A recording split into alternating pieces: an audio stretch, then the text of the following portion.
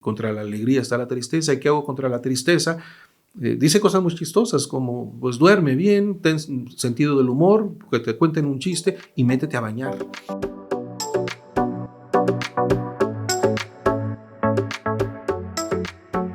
Conocimiento, testimonios, sabiduría y recomendaciones para vivir con plenitud y transformar la sociedad.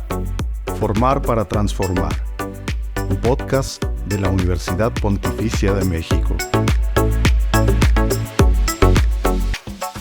¿Qué tal, amigos? Bienvenidos a un episodio más del podcast Formar para Transformar.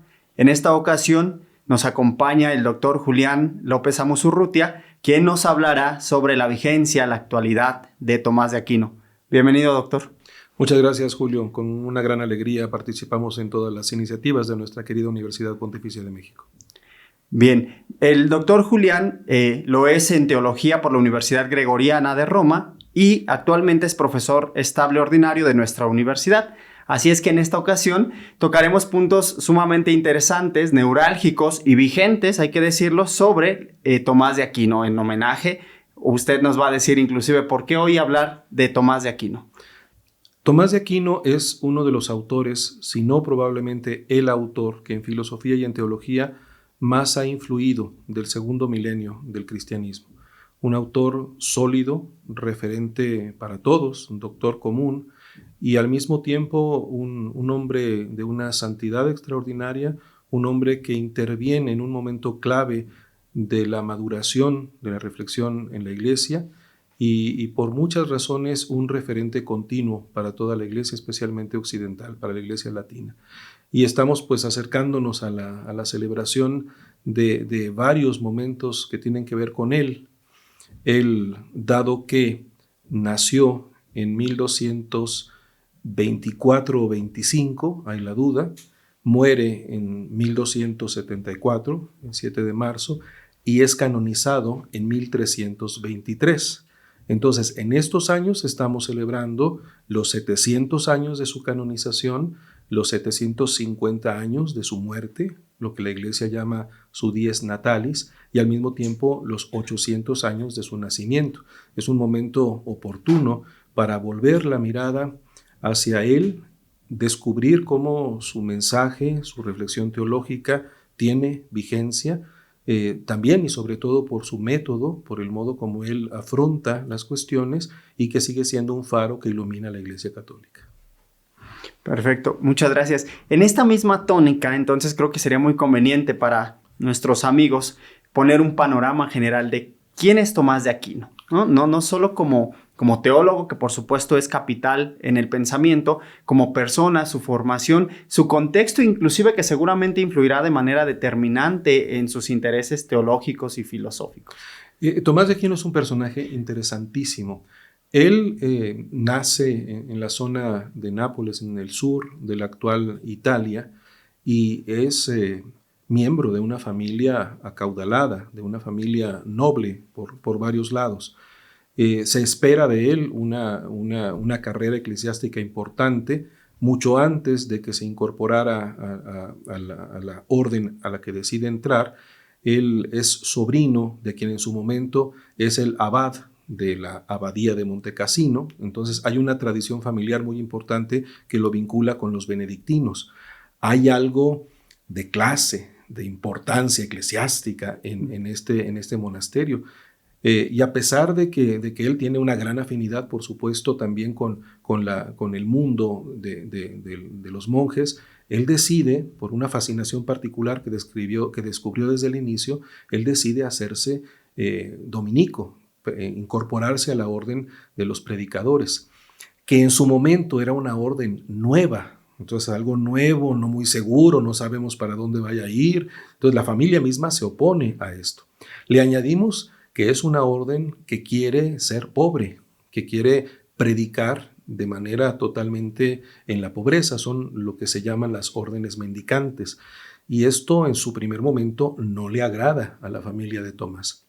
Y sin embargo, Tomás es un hombre de ideas claras. Desde el principio quiere ser dominico y se establece en su certeza. Incluso lo tienen en un momento aislado, tratando de que cambie de opinión. Hay la idea, la leyenda, no sabemos la base histórica que haya de esto, que incluso tratan de disuadirlo de una vida de castidad, y sin embargo él está asentado en una vocación hasta que la familia finalmente cede y él va a entrar a la orden de los dominicos. Es un hombre en este sentido no solo muy inteligente desde su juventud, sino también un hombre santo, un hombre íntegro, un hombre bueno. Parece ser que era medio gordito, de acuerdo con la memoria que se tiene de él, incluso la memoria iconográfica que guarda la iglesia, pero un hombre de una pieza. La claridad que se nota en su pensamiento es también claridad en su vida espiritual, en sus convicciones interiores, en su manera de intervenir. Y a pesar de ser un hombre bueno y manso, es un hombre que se establece con firmeza en sus convicciones, es un hombre que interviene también en su momento, por ejemplo, para defender la presencia de las órdenes mendicantes en la Universidad de París. Entonces también entra a las discusiones organizativas, diríamos hoy eclesiásticas e incluso políticas, y sabe moverse en estos frentes. No le da miedo tener que hablar, tener que enfrentar, tener que resolver situaciones, y por eso se vuelve también un consejero del rey de Francia, un consejero del Papa. Es un hombre de confianza para la iglesia, es un hombre de una gran sabiduría. Entonces, no es solo una gran inteligencia, porque a veces la pura ciencia hincha. Es un hombre, sí, sabio, como pocos, es un hombre de gran inteligencia, de gran erudición, de gran agudeza en su reflexión, pero también es un hombre que entiende los problemas, nunca se deslinda de lo concreto, aunque pueda elucubrar y hacer abstracción del más alto nivel. Vive con los pies sobre la tierra, mirando a Dios, pero al mismo tiempo entendiendo las circunstancias que atraviesa su tiempo, y en ellas interviene de manera muy favorable y muy bella. Si nos damos cuenta, es un hombre completo. No solo escribe, no solo enseña, no solo predica, no solo aconseja, no solo ora. Es un hombre que junta todas estas facetas y al mismo tiempo las tiene muy integradas. Es un hombre de una pieza, de gran sabiduría, de gran santidad, y se vuelve en este sentido referente para todos. En el tiempo en el que él va a ser maestro y consejero, está introduciéndose en el mundo latino la lectura de Aristóteles, con el miedo de que Aristóteles es un autor famoso entre los árabes. Entonces suena a un autor pagano o bien aprobado por los árabes. Y esto genera una gran sorpresa e incomodidad. Él va a ser uno de los primeros que, gracias a su maestro, en este caso San Alberto Magno, va a entrar al estudio serio de la obra de Aristóteles y va a poder, digámoslo así, cristianizar a Aristóteles en un momento fundamental. Tomás ha leído los grandes clásicos cristianos, tiene una enorme influencia, por supuesto, de San Agustín, tiene una gran influencia del pseudo Dionisio. A él lo pensaban un autor cercano a los apóstoles, por lo tanto se cuida mucho de respetarlo, y son autores más bien de cuño platónico. En cambio, Aristóteles pues plantea las cosas de otra manera, y él sabe hacer una síntesis de todos estos autores. Este hombre que digo es un hombre de una pieza, es también un hombre que integra en sí pensamiento, acción, líneas de pensamiento platónico con aristotélico. Entonces es un hombre de síntesis, de santa síntesis. Y esto la Iglesia lo ha conocido, lo ha reconocido, y por eso lo sigue estudiando. Menciona el Papa el Papa Benedicto XVI, hablando de él, que no solo era un maestro, también le gustaba predicar. Y la gente iba con gusto a escuchar las predicaciones de Santo Tomás de Aquino. Se recuerdan hoy sus más grandes obras sintéticas. Primero, el comentario a los libros de las sentencias de Pedro Lombardo. Todos los que hacían este trabajo de teólogos, de maestros, pasaban por explicar el libro de las sentencias, los libros de las sentencias. Hace su gran suma contra gentiles. Parece ser que es una especie de orientación para predicadores en zona de misión, se discute, pero parece que es eso. Y luego la gran suma teológica, que de hecho deja inconclusa. Pero no solo tiene estas obras, también tiene los opúsculos en los que discute los temas más variados, y uno de los temas más descuidados es que él es un gran comentarista de la Escritura. da clases como se acostumbraba en ese tiempo en la universidad, y lo primero que hace un profesor es explicar la Biblia. Entonces es un gran biblista. Ahora se está retomando esta faceta de Tomás como comentarista de la Escritura, y ahí se encuentra siempre este pensamiento ordenado, sistemático, agudo, pero en contacto con la palabra se vuelve un pensamiento también lleno de símbolos, lleno de evocaciones, lleno de referencias sensibles, de modo que lo más concreto se vuelve también evocativo de la fe. Es un autor gigante, en una palabra. Respecto a esto, evidentemente ya hemos comentado cómo va confluyendo, ¿no?, el contexto, su misma visión, sus intereses, y entonces cómo todo esto, su legado teológico, filosófico, ¿qué esbozos podemos entonces acercarnos a él? ¿Qué aportes tiene Tomás? Bueno, son muchísimos. En algún nivel podría parecer que es simplemente un hombre de su tiempo. Él entra desde su formación a la escuela, a la academia, y aprende ciertos modelos que se han venido madurando, que van a dar pie desde la escuela a las universidades. Entonces, él se incorpora a una manera de funcionar que se tiene en su tiempo, pero lo hace con una genialidad notable. Eso es lo que hay que subrayar. Un poquito antes del tiempo de Santo Tomás, había habido un intento de lo que se llama teología dialéctica, es decir, colocar las opiniones contrarias para tratar de resolver en una cierta armonía lo que parecían puntos inconciliables. En algún momento a los dialécticos los atacan de ser casi racionalistas, es decir, querer reducir la fe a la pura razón. Evidentemente en esto Tomás no estaría de acuerdo, pero esta búsqueda de hacer emerger la racionalidad de la fe va a encontrar en Tomás a un maestro inmenso. Es verdad que la fe no puede reducirse a la razón. Cuando Dios nos habla de sí mismo, nos comunica cosas que van más allá de la pura razón, pero que no son absurdas, que son razonables. Entonces Tomás sabe descubrir el valor revelado de los artículos de la fe, entender que esto viene de Dios y que Dios no engaña ni puede engañarnos, y al mismo tiempo que la verdad es una, no está fragmentada. Y a partir de ello, él ejercer su reflexión tomando la información que viene también revelada y encontrar la armonía entre lo que la inteligencia humana descubre por sí misma y lo que Dios nos comunica en su revelación. Entonces, él hace una síntesis absolutamente extraordinaria de lo que conocemos por la fe y lo que conocemos por la razón. Hasta antes de él hay una fusión casi unitaria. Con Tomás se distingue el ámbito puramente racional del ámbito de la fe, pero se descubre también la racionalidad de la fe, la trascendencia de la fe respecto a la pura razón, pero al mismo tiempo la armonía fundamental entre ambas. Sobre esto, en tiempos de Tomás hay la costumbre de reflexionar de distintas maneras. Se tiene la lectio, leer la escritura para analizarla. Se tienen las disputaciones, las discusiones, la disputatio, que es argumentar a propósito de un tema para tratar de llegar a la verdad, pero sobre todo se tiene la quaestio, las cuestiones, que son una manera inteligentísima de desarrollar el pensamiento. Tomás se ejercita en esto. Es un método que se encuentra más o menos generalizado en las universidades, pero él se vuelve el maestro por antonomasia de las cuestiones. ¿Qué se hace en una cuestión? Una vez que se plantea de qué vamos a hablar, lo primero que se ve son los adversarios de la tesis que se quiere defender. Con frecuencia en ambientes académicos o políticos, lo primero que hacemos es evadir al adversario, no asumir lo que de verdad puede tener un planteamiento contrario a lo que nosotros queremos decir. Él se vuelve agudísimo. En sus escritos más antiguos encuentra muchas objeciones a lo que él va a querer decir.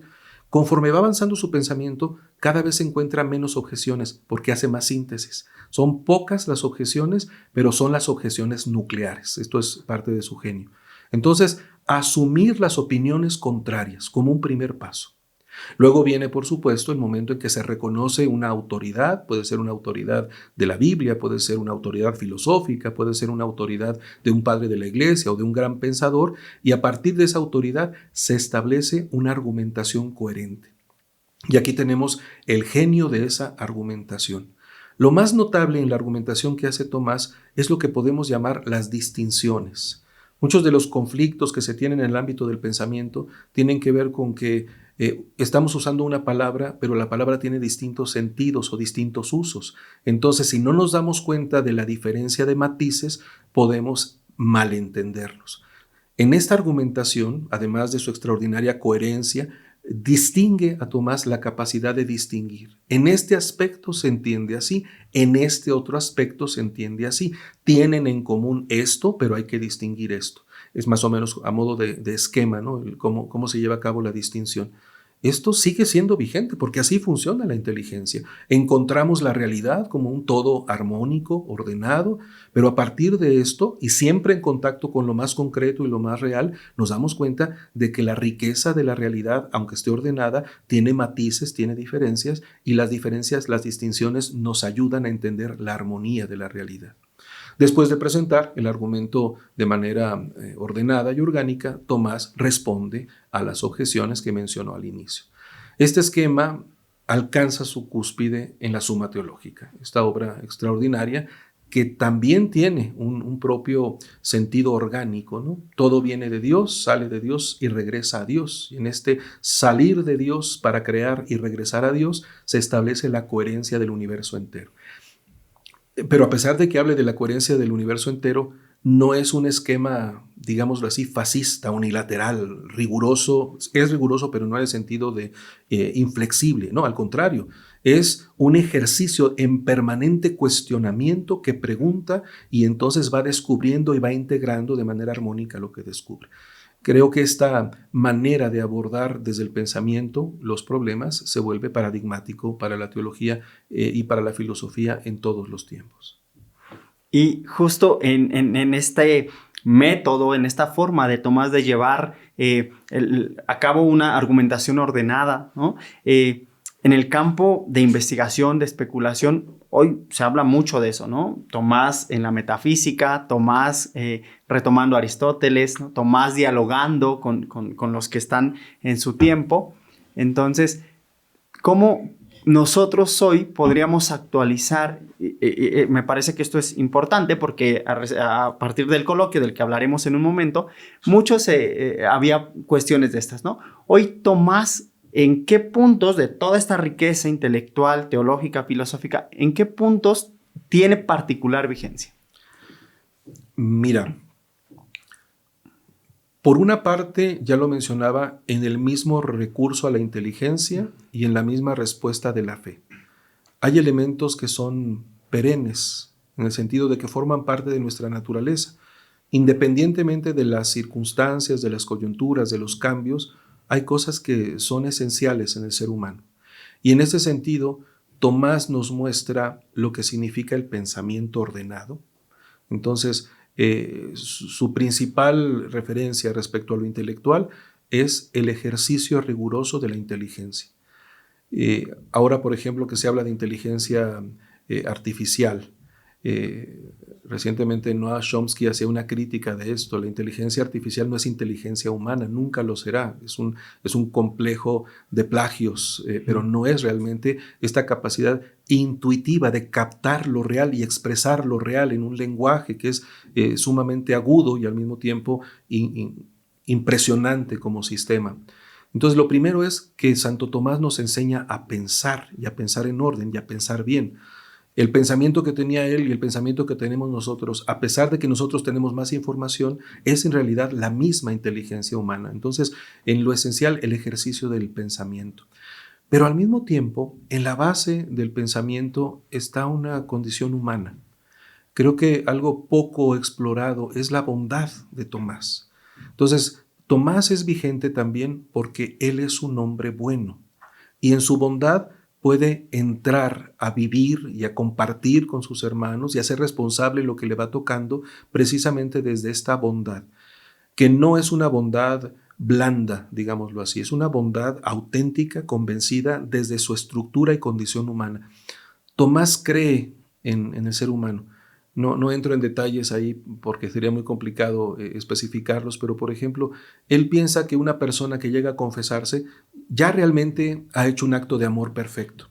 El magisterio lo va a matizar, bueno, sí, sería bueno que lo pudiera, pero la mayor parte de nosotros llegamos a confesarnos con muchas limitaciones. Él cree en el ser humano porque se conoce como hombre bueno. Pero en este unir la bondad humana como el fundamento de la razón, tenemos al hombre creyente. Es un hombre profundamente enamorado de Dios, que cree en Dios, que contempla a Dios. Este carácter contemplativo de la razón es un elemento que sigue vigente. Hoy el Papa Francisco nos ha convocado a la transdisciplinariedad. No entro tampoco a las disquisiciones sobre ello, pero hay un elemento muy importante en esto. Se trata de buscar la verdadera sabiduría.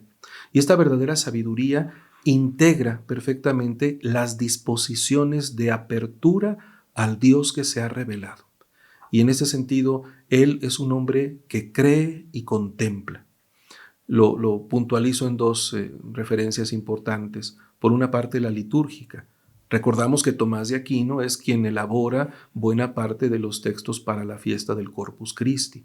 Y en esos textos nos damos cuenta de su agudísimo pensamiento, pero al mismo tiempo de su profunda contemplación litúrgica y espiritual. Entonces, la vigencia de Tomás tiene que ver también con su fuerte talante contemplativo.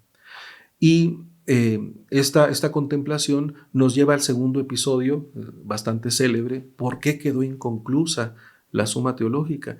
De acuerdo con las leyendas o tal vez las reinterpretaciones sobre algunos hechos, es sin duda un hecho que dejó de escribir. Y se comenta que se dejó de escribir porque en un momento tiene una experiencia tan profunda de la cercanía de Dios que dice, todo lo que escribí es paja.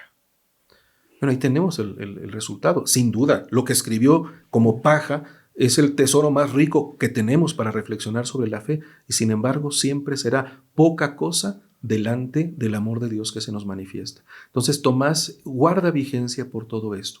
Ya hablé del método. Creo que también respecto al uso del método, Tomás tiene mucho que enseñarnos. Ahora, más allá de la vigencia, hay que decir que Tomás no enfrentó todos los posibles problemas del pensamiento. Él aborda con mucho realismo, con mucha agudeza, con mucha profundidad metafísica y teológica los temas que conoce, pero hay cuestiones que él desconocía, hay problemas nuevos. En este sentido, no podemos simplemente copiar lo que ya dijo y repetir lo que Tomás dijo. Se trata de aprender de este estilo de acercamiento desde la inteligencia a la fe en las circunstancias en las que se va viviendo para descubrir de qué manera se continúa el ejercicio de la razón en la Iglesia. En este sentido, su vigencia no es repetirlo a él, sino desde el impulso que él le da al pensamiento, a la fe y a la contemplación, proponernos vivir con responsabilidad en la Iglesia también en las circunstancias actuales. Me parece interesante y además crucial retomar esto que comenta, porque dos cosas. Por una parte, en el coloquio que tuvimos hace algunos días aquí en la facultad, se mencionaba mucho esto. Ir a Tomás no significa repetirlo, ¿no? Inclusive se trata de profundizar, de tratar de explicitar y también de las limitaciones propias de su tiempo. En un momentito tocaremos más esto, pero hay una relación importante que se ha mencionado aquí en el discurso y es esta relación entre fe y razón. Parecería que hoy es la tarea única, la tarea crucial, pero Tomás ya nos dejó un buen trabajo elaborado que quizá nosotros tenemos que conocer. ¿Qué hay de esta relación en Tomás? Ya lo he mencionado, Tomás es un hombre profundamente sintético. Y en Tomás no podemos separar al religioso, dominico, al predicador, al teólogo, al filósofo, al hombre que vive en su tiempo. No podemos disociarlo. Lo principal que tomamos de él es esta mirada unitaria, pero en la distinción. Que nosotros podemos leer, por ejemplo, la Fides et Ratio de Juan Pablo II. Él ahí nos va mostrando ejemplos de la relación entre fe y razón, entre filosofía y teología, y llega a su cúspide precisamente en Tomás de Aquino. Ya mencionaba los principios que reconocemos en Tomás. Por una parte, Él habla, el Papa Juan Pablo II habla en este documento de que la fe no se reduce a la razón contra todo racionalismo, pero también que la fe es razonable como segundo principio, y se habla allí de una circularidad entre fe y razón. ¿Queremos ver un ejemplo de esta circularidad? Vayamos a Tomás. Hay integración, pero también hay distinción. En el modo como Tomás reflexiona, utiliza la razón, pero no tiene miedo en incorporar en su reflexión los elementos que vienen de la fe. Hoy vivimos un nuevo periodo en algunos niveles, tanto de escepticismo, o sea, de no creer en la verdad, como de racionalismo. Querer de una manera unilateral pensar que un tipo de conocimiento es el único posible. Empiezo con esto primero, el racionalismo cientificista. Creemos que porque se somete al método de las ciencias empíricas, eso es verdad. El método de las ciencias empíricas es riquísimo. Por supuesto que nos aporta un acceso concreto que nos muestra el modo como funciona la realidad y que nos permite también entrar en contacto y en relación técnica con el universo como es. Pero no se puede agotar toda la realidad solo en la lectura que desde el método científico se tiene.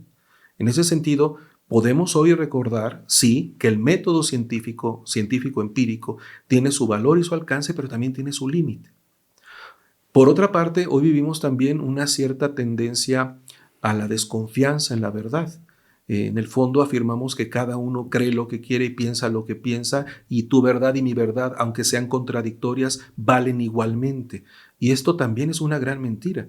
En la práctica no vivimos en una disociación entre verdades. Intuimos que la verdad es una, aunque sea compleja. Estas dos tentaciones actuales, la del racionalismo cientificista, o sea, creer que la ciencia nos va a decir todo y va a resolver todos los problemas, y el escepticismo generalizado, pensar que no existe la verdad, en este camino hay una vía media, que es reconocer el alcance y los límites de nuestro conocimiento y al mismo tiempo continuar en este camino abiertos a las sorpresas de la realidad.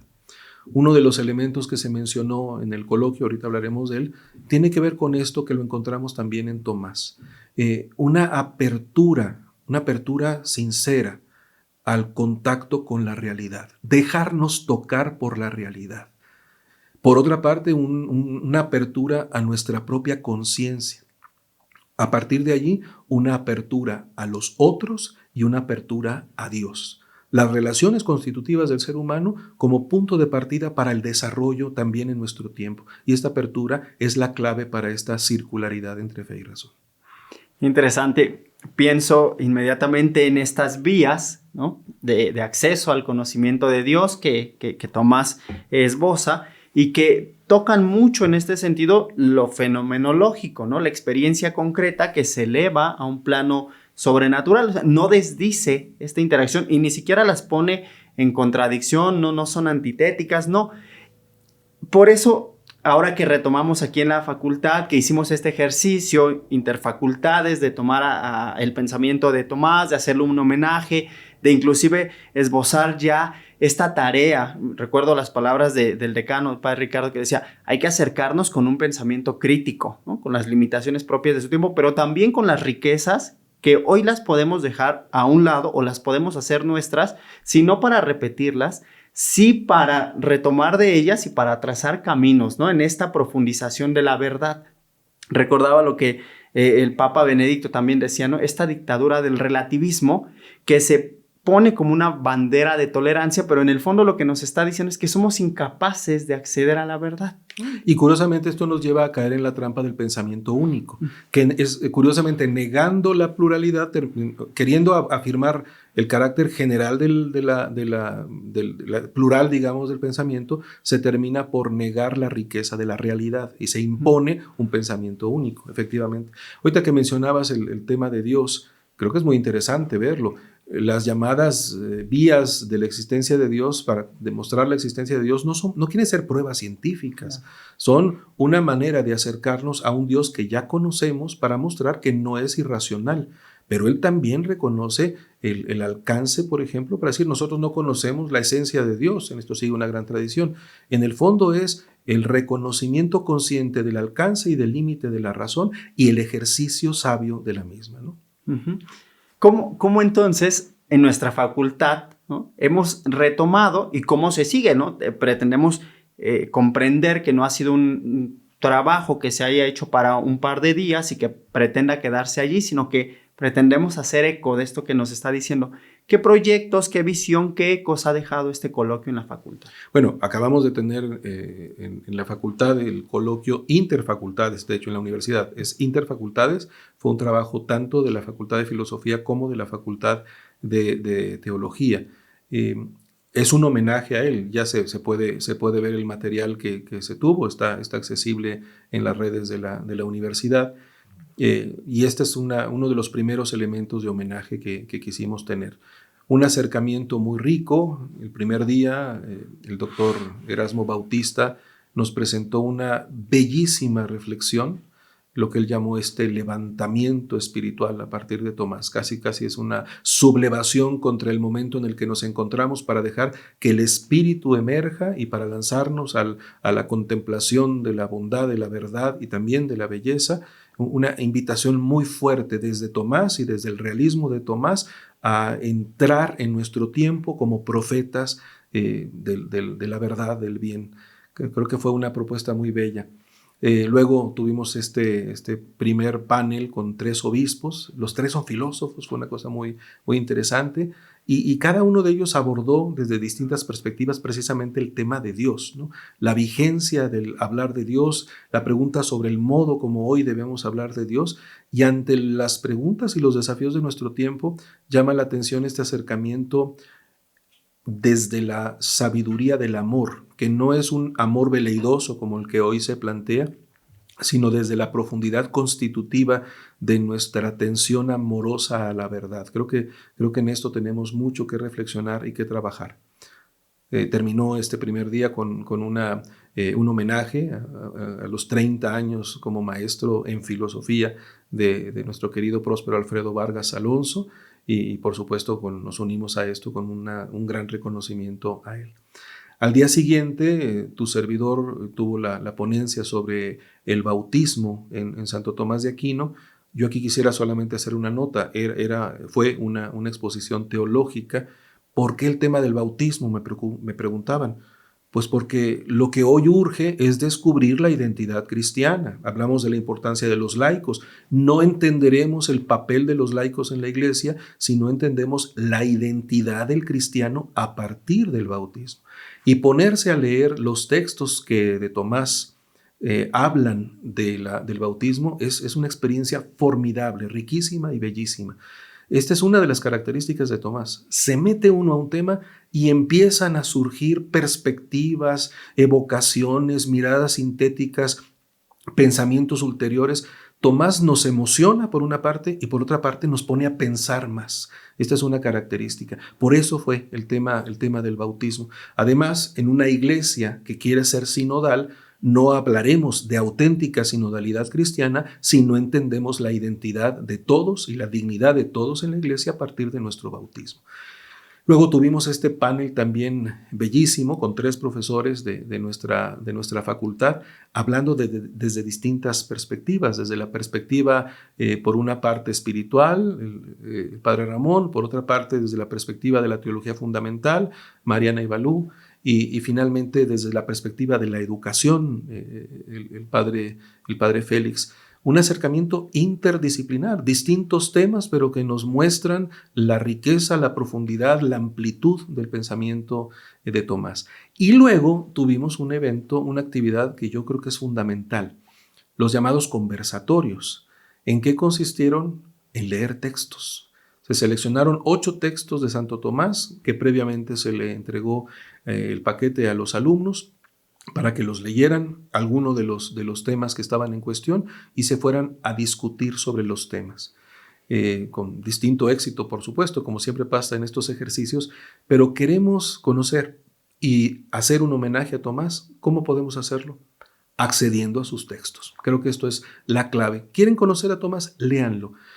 No van a leer 100 páginas en una tarde. No, no, no. Tomás es un autor denso por el método, por el pensamiento, porque hay que entrarle a su lógica, pero una vez que uno descubre su estilo y su agudeza, no puede más que disfrutarlo enormemente. Esto fue el coloquio. De varios de estos trabajos se salva lo que será después publicado de distintas maneras, algunos artículos en la revista de la universidad, que también tendrá en este sentido homenaje a Tomás, y por otra parte en un libro también que se está preparando, que hablará de Tomás como filósofo, como teólogo, distintos acercamientos al pensamiento, mostrando el influjo que tiene Tomás en distintas líneas del pensamiento cristiano más reciente, abordando algunas cuestiones teóricas también. En fin, esperamos que el próximo año estemos cerrando la edición de este libro, que es otra manera como la universidad quiere rendir homenaje a Santo Tomás de Aquino. Ahora que lo escuchaba sobre toda esta riqueza, sobre todo este trabajo y sobre ir a la fuente, me preguntaba, porque en algunos de los comentarios de las ponencias durante el coloquio había espectadores que nos preguntaban cómo leer a Tomás, ¿no? Dado que es muy complejo, dado que si se acerca a alguien y dice, no entendí, llevo 5 palabras y llevo entendida una, ¿hay alguna manera que usted recomiende para que la gente pueda acercarse poco a poco, gradualmente, a la lectura de Tomás? Por supuesto existen materiales introductorios a Tomás de Aquino. Aquí mismo la universidad ha editado algún libro. Recuerdo ahorita uno reciente de Mauricio Bochot, que es una muy buena introducción básica al pensamiento de Tomás. Pero yo recomendaría dar un pasito adelante, leerlo. Ahora, leerlo, ¿qué leo? ¿No? Esa es la pregunta. Tal vez la obra sintética y al mismo tiempo más accesible de Tomás es la Suma contra Gentiles. Si es un buen cristiano quien lo quiere leer, vale la pena acercarse a esta lectura. Es una lectura esencial. Los principales temas de la filosofía y de la teología de Tomás están contenidos en esta obra. Elementales, evidentemente, no profundiza en todas las posibles problemáticas que están en cada tema, pero me parece que nos acerca a esta mirada sintética y al mismo tiempo completa de su pensamiento. Si alguien quiere leer, empieza a leer la Suma contra Gentiles sin prisa, con calma. Y si hay una cosa que no entendió, puede seguirse al segundo tema, porque no es, digamos, no siempre será todos los temas accesibles para cada uno. En un texto que alguna vez se reconocía como de Tomás, parece que no lo es, pero no deja de ser interesante, se decía que el maestro le decía a un discípulo de nombre Juan cómo estudiar, y decía, no te metas a nadar al mar, sino métete por los riachuelos, agarra un tema, y si ese tema lo disfrutas, irás viendo cómo se puede aprender de él. Una tercera posibilidad sería ya directamente entrando a la Suma teológica, probablemente los temas más antropológicos, cuando habla de las virtudes, cuando habla de los vicios, cuando habla de cómo debe de vivir un ser humano. Porque ahí habla, por ejemplo, de los vicios y de las virtudes, y hablando de una virtud que puede ser muy clara para nosotros, la virtud de la templanza, la describe de la manera más plástica. O de repente cuando habla de la alegría, dice, bueno, contra la alegría está la tristeza, ¿y qué hago contra la tristeza? Dice cosas muy chistosas como, pues duerme bien, ten sentido del humor, que te cuenten un chiste y métete a bañar. O sea, así de concreta es la reflexión de Tomás, ¿no? Yo creo que también el acceso a la parte ética y moral de la Suma teológica, la secunda puede ser una buena idea. Bien, pues agradecemos, doctor Julián, todo el contenido que nos ha desarrollado. Ahora nos queda como ejercicio asimilarlo y por supuesto que estos ecos de asombro que va generando en nosotros, seguirlos alimentando. No sé si a usted le gustaría concluir con alguna frase, alguna reflexión de todo esto que hemos dicho y que también las personas que nos siguen puedan hacer eco de ella. Creo que cerraría con una frase sintética que es muy dialogante en este tiempo en el que hay tanta polarización, invitándonos a integrarnos responsablemente desde nuestra propia posición en la armonía de la verdad. Dice Tomás que cualquier cosa que sea verdadera viene del Espíritu Santo. Creo que con esto me quedaría. Discernir dónde está la verdad, no solo desde las pasiones y los intereses personales, sino desde lo que Dios nos está comunicando en la realidad y en su revelación. Todo lo que sea verdad viene del Espíritu Santo. Pues queridos amigos, con esta frase concluimos este episodio de podcast. Ya saben que si tienen alguna reflexión, algún comentario, inclusive preguntas, pueden hacérnoslas llegar a través de las diversas redes sociales, @upontificia, y con gusto les daremos seguimiento y respuesta a la brevedad. Esperamos que haya sido de su provecho y hasta la próxima. Universidad Pontificia de México. Formamos líderes humanistas comprometidos a transformar su entorno. Síguenos en todas las redes sociales como @upontificia o en nuestra página web www.pontificia.edu.mx.